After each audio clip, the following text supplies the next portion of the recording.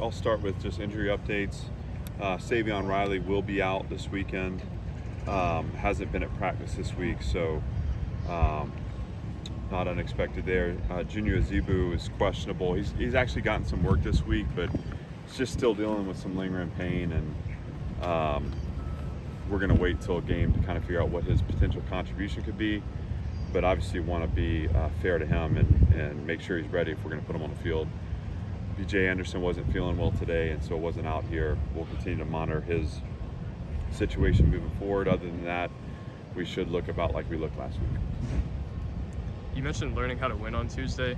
What kind of goes into that, and is there a way to kind of accelerate that process in your mind, or does it just naturally happen? No, I mean, I think you're trying to accelerate it every day. The learning how to win is about understanding the details and focus it takes to compete, snap in, snap out, to give yourself a chance to win. It's about the process that leads to the result. Winning is the result we want. And so it's very easy to react to a win or react to a loss, and instead of looking back at the steps we took to get there. And so learning how to win is about honoring and respecting the game, respecting the steps it takes to get to the win, to unlock the possibility of the win. And then learning how to win is also to understand that it's not easy, and it inevitably, no matter the opponent, requires resiliency, requires battling through adversity.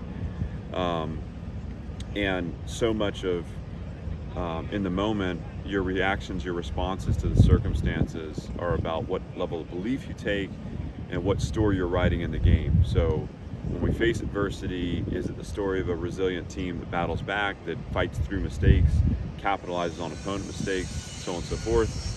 Or do you have a mindset of, somehow, here we go again, or, those are things that we control. And so that all kind of fits together about learning how to win.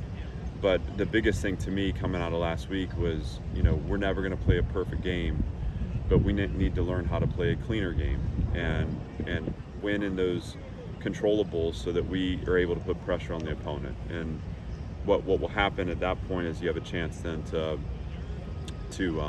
apply pressure and test your opponent. On last Saturday, we were really the only ones that felt the pressure because of the self-inflicted wounds.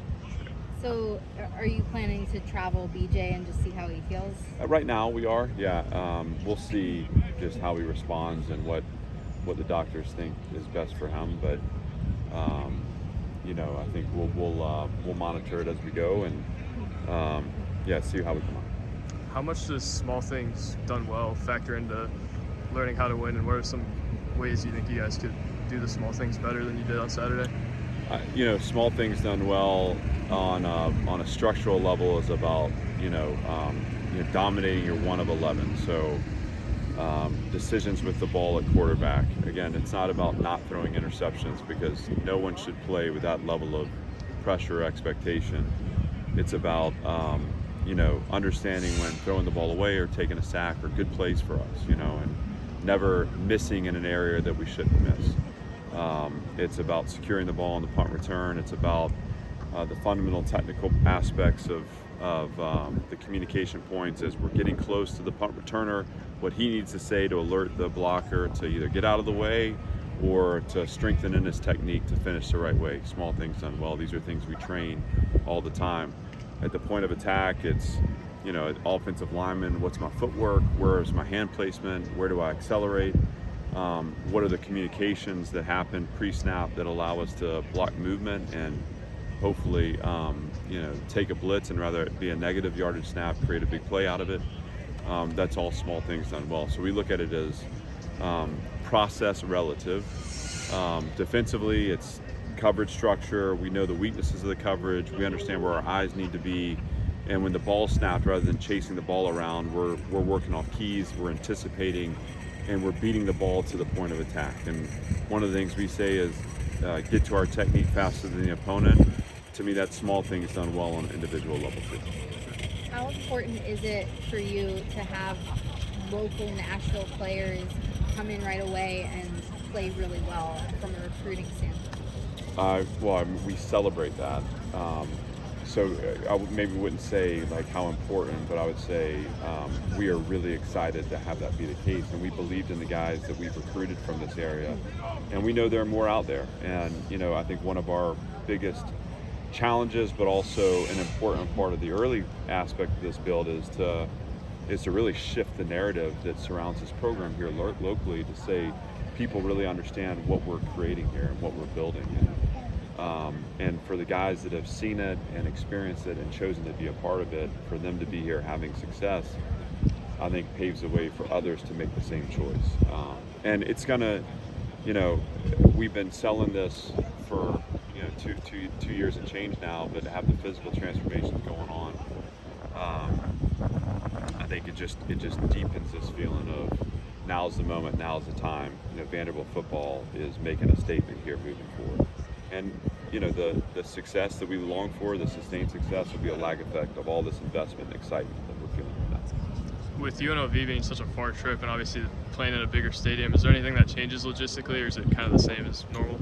Well, we certainly want to pay attention to how our guys hydrate on the flight. I don't think it's the time difference isn't going to necessitate a lot of adjustment in terms of our biological clocks, but we're going to pay attention to the flight. We're going to make sure when we get there we're going to the stadium to move around, so that we have to be in the plane for 4 hours, that we'll have the ability to kind of work all that flight out of us, and then we'll do a couple other things on game day just to ensure that, again, it's the start time, the kick time is a little different from what we've had to this point. There's enough time in the morning to get something done as a team in terms of walkthrough and meetings. There's not enough time to do what we typically do on a night game, which is have a shakeout and actually a little workout. But we'll make sure that we use that time in a way that sets the course for a fast start. Sure. What does a successful day for the corners look like on Saturday? Well, I think it's about downing the mistakes. It's about not allowing for explosive touchdowns. Not too different from how we felt last week. Obviously, the offensive scheme is a little different, so it forces us to defend differently. I think with the run game they're going to see and the unbalanced sets, I think leveraging the ball and tackling has to be a part of that formula too. So if we do those things at the corner position, we'll come out in good shape defensively. And again, it's about capping the explosives. It's about downing mistakes and then leveraging and tackling the ball when they're involved in the run fit. All set?